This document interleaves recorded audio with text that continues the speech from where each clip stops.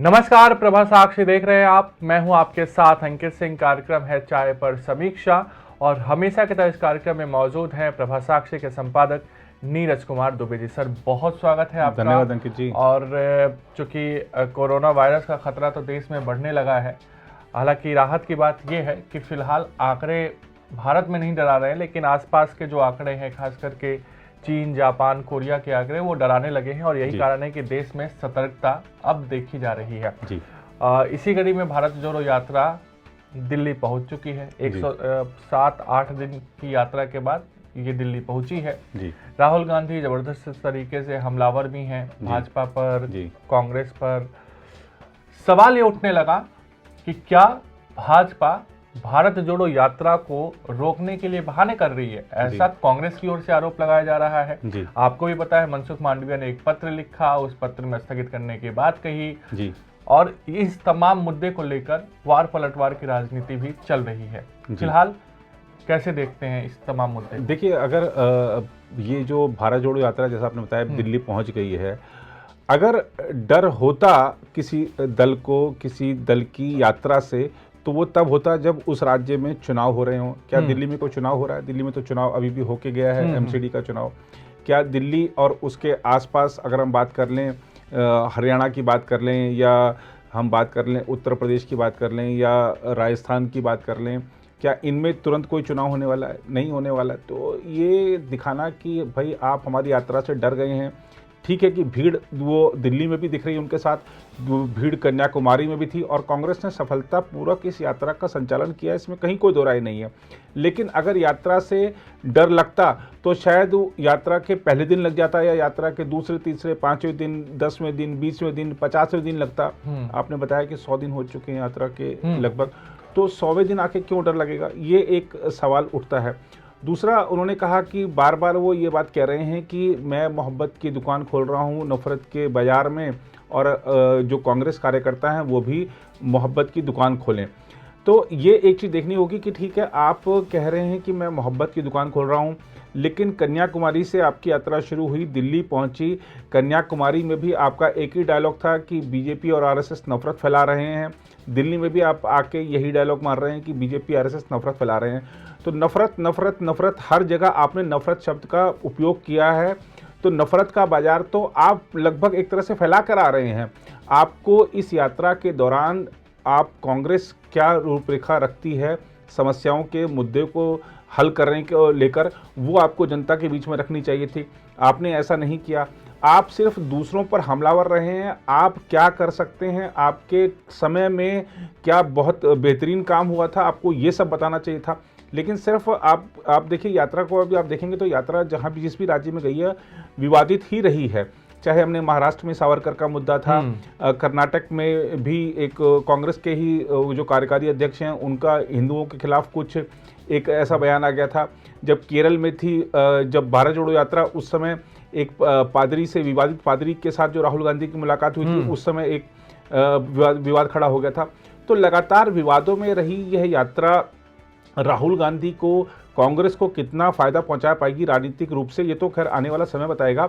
लेकिन फिलहाल अगर हम कोविड की बात कर लें तो देखिए, जैसा आपने जिक्र भी किया कि हमारे जो पड़ोसी देश हैं, चाहे चाइना हो, चाहे अगर हम जापान की बात कर लें, कोरिया की बात कर लें, या यहाँ तक कि अमेरिका में भी नंबर्स जिस तरीके से बढ़ रहे हैं, तो हमको सचेत होना चाहिए। और जो ये यात्रा है, ये कहीं कोविड स्प्रेडर ना बन जाए, इससे इसका ध्यान रखना चाहिए, वरना कांग्रेस के सारी किए किराए पर, सारी मेहनत पर पानी फिर जाएगा। अगर ये आरोप लग गया कि जो कोरोना फैला है, अगर सब फैलता है तो ये कांग्रेस की यात्रा से फैला, तो ये बड़ा एक कांग्रेस के लिए झटका होगा। और आप देखिए कि जिस तरीके से केंद्र सरकार और सभी राज्य सरकारें एहतियाती कदम उठा रही हैं, मॉक ड्रिल हो रही है, अस्पतालों में व्यवस्थाएं दुरुस्त की जा रही हैं, ऑक्सीजन की जो हमारी एक बार जब दूसरी लहर में हमने देखा कि किस तरह से कमी थी, वैसी कमी का सामना ना करना पड़े, उसके लिए बंदोबस्त किए जा रहे हैं, जहाँ पर सरकारें सब के सब एक तरह से युद्ध स्तर पर तैयारियां कर रही हैं। तो राजनीतिक दलों की भी जिम्मेदारी बनती है, नेताओं की भी जिम्मेदारी बनती है कि जो जन स्वास्थ्य है उसको प्राथमिकता माने, अपने दल का स्वास्थ्य बेहतर हो वो उसको प्राथमिकता ना बनाए। तो ये यात्रा अगर वो रोक भी दें, मान लीजिए 15 दिन, अभी वैसे भी वो शायद 10 दिन के लिए उनकी यात्रा रुक रही है, 8-9-10 दिन के लिए रुक रही है शायद, क्योंकि राहुल गांधी को विदेश जाना है, ऐसा बताया गया जा रहा है, ऐसा रिपोर्टों में आया। पता नहीं वो यात्रा रुकती है या नहीं रुकती है, लेकिन अगर वो 10-15 दिन के लिए रुक दें तो उससे कोई मतलब आसमान नहीं टूट पड़ेगा, बल्कि सरकार ने अगर सुझाव दिया है और उसको राहुल गांधी या कांग्रेस मान लें तो ये उनका एक बड़प्पन ही कहलाएगा। आप 15 दिन में अगर हालात और सामान्य होते हैं, 15 दिन में खतरा टल जाता है या ऐसा लगता है कि भारत में अब किसी लहर की संभावना नहीं है, तो आप दोबारा शुरू कर दीजिए, नए जोश के साथ शुरू कर दीजिए। लेकिन अगर सरकार ने सुझाव दिया है तो उसको गंभीरता से लेना चाहिए। और सरकार के पास कहने के लिए एक मौका भी तो हो गया कि आपके मुख्यमंत्री गए उस यात्रा में और कोविड पॉजिटिव हो गए। हाँ, और उसमें भी सवाल उठता है अंकित जी कि जब सुखविंदर सिंह सुक्खू कोरोना पॉजिटिव पाए गए तो क्या जो वहाँ पर कांग्रेस कार्यकर्ता थे या जो कांग्रेस के नेता थे जो सुक्खू के आसपास थे या साथ में थे, उनका कोविड टेस्ट कराया गया? और अगर कोविड टेस्ट कराया गया तो क्या रिपोर्ट निकली? तो ये सब कई सारे सवाल हैं कि अगर जो नेता हैं जिनके ऊपर बड़ी जिम्मेदारी है, जिनको ज़्यादातर लोग फॉलो करते हैं, ऐसे लोग ही अगर प्रोटोकॉल्स का पालन नहीं करेंगे तो आम जनता से कैसे उम्मीद की जा सकती है? अगर आप मास्क नहीं लगाएंगे तो आप जनता को भी नहीं बोल सकते मास्क लगाने की, क्योंकि उनका सवाल पहला यही होता है कि वे नेता तो लगाते नहीं हैं।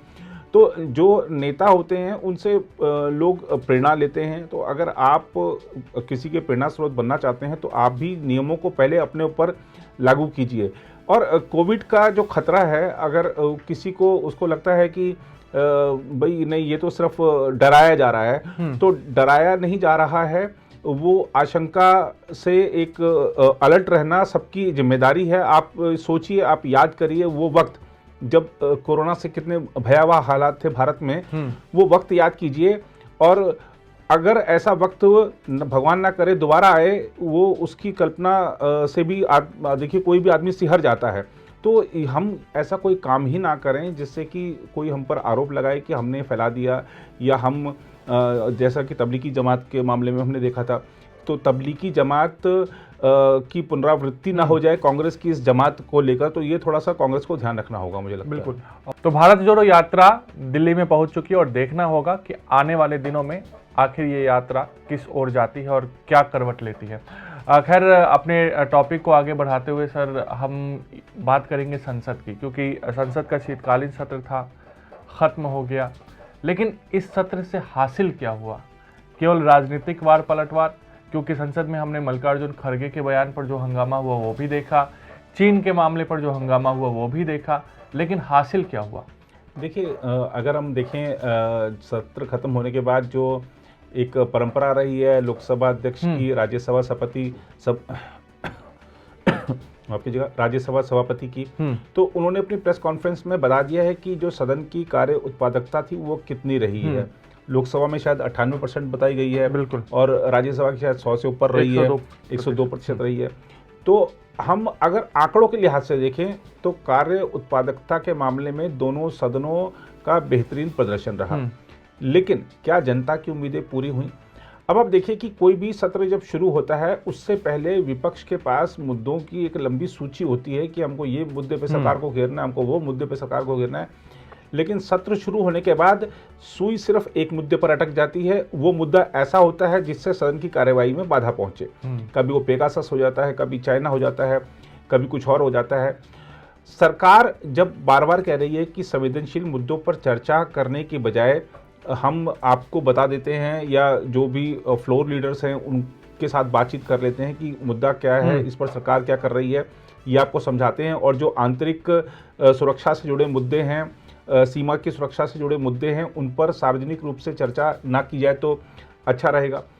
और सरकार ने ये भी पूर्व में के कुछ उदाहरण भी दिए कि जब चाइना के मुद्दे को लेकर संसद में चर्चा नहीं हुई और तब के प्रधानमंत्रियों ने, तब के जो नेता थे उन्होंने क्या कहा था उस समय के विपक्ष को।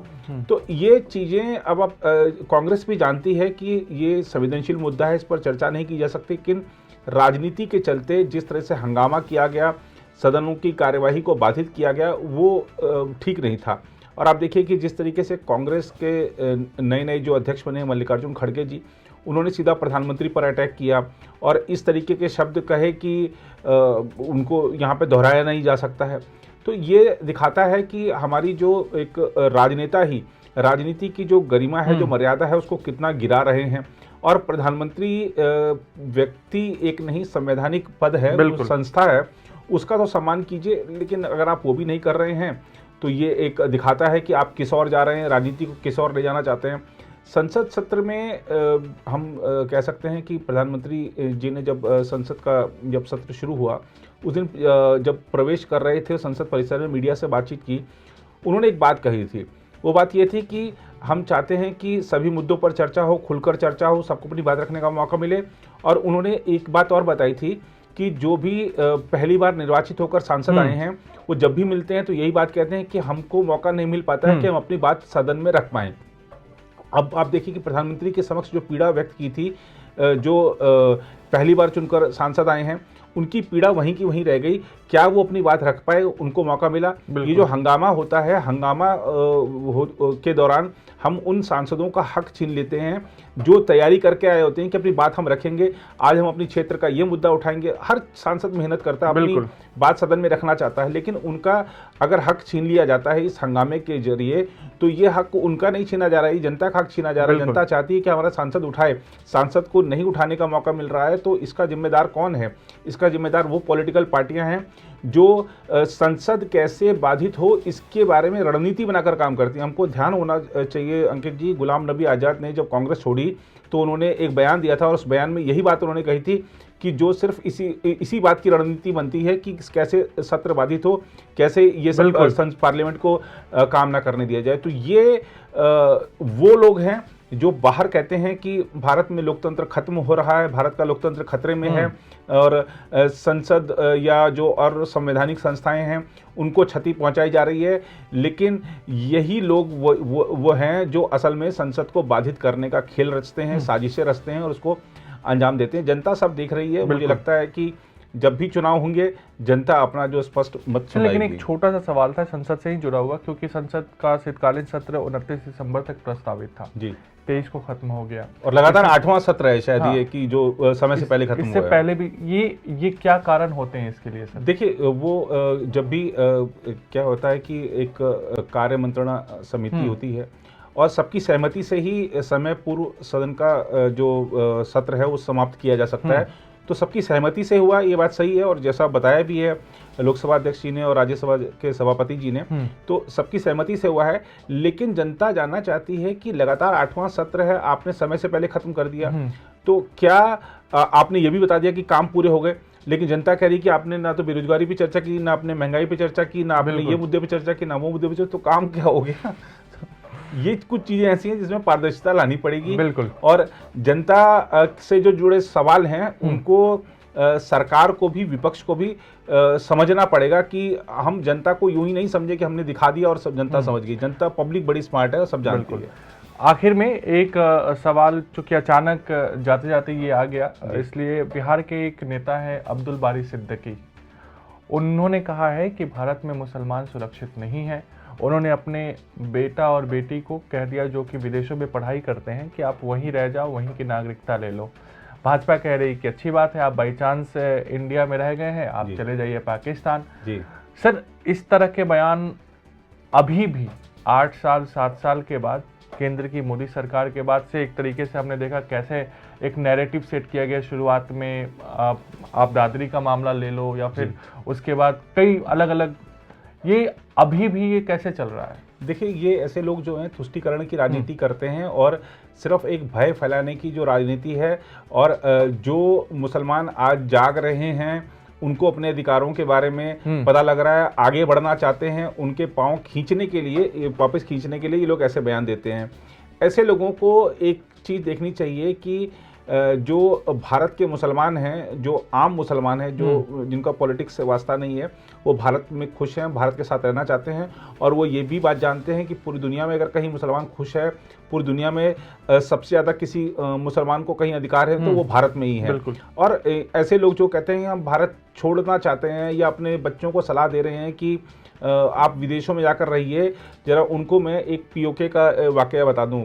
जो पाकिस्तान ऑक्यूपाइड कश्मीर है, वहाँ पर पाकिस्तान के प्रधानमंत्री शहबाज शरीफ गए थे, वहाँ पे आज़ादी आज़ादी के नारे लगे, वहाँ के जो मुसलमान हैं, वहाँ की जो आबादी है वो ये देख रही है कि भारत के जो पास जो कश्मीर है वहाँ पर किस तरीके से विकास हो रहा है, वहाँ पर किस तरीके से जो बच्चे हैं मुख्यधारा में आकर आगे बढ़ रहे हैं, युवाओं को रोजगार मिल रहा है, पर्यटन क्षेत्र की एक तरह से वहाँ पर बाहर आ चुकी है, वहाँ पर राष्ट्रीय अंतर्राष्ट्रीय सैलानी इस संख्या में पहुँच रहे हैं जो अब तक नहीं पहुँचे थे। तो एक तरफ क्या हाल है, दूसरी तरफ बेरोजगारी है और वहाँ पर महंगाई है और तमाम तरह की जो दुश्वारियाँ हैं। इसके अलावा पाकिस्तान वहाँ के जो प्राकृतिक संसाधनों को खुद भी लूट रहा है, उस लूट का हिस्सा चीन को भी दे रहा है। तो वहाँ के जो लोग हैं वो भारत आना चाहते हैं। भारत अभी आज़ादी आज़ादी के नारे लगाए उन्होंने, शहबाज शरीफ को भागना पड़ गया। तो जो दूसरे मुल्कों के जो मुसलमान हैं या अन्य लोग हैं वो भारत की तरफ देखते हैं, भारत आना चाहते हैं। तो ये अगर कोई कहे कि भारत में मुसलमान डर के रह रहा है और भारत का मुसलमान विदेश में जाकर बसना चाहता है, तो अगर उसको ऐसा लगता है तो वो खुद जा सकता है, लेकिन ऐसा है नहीं।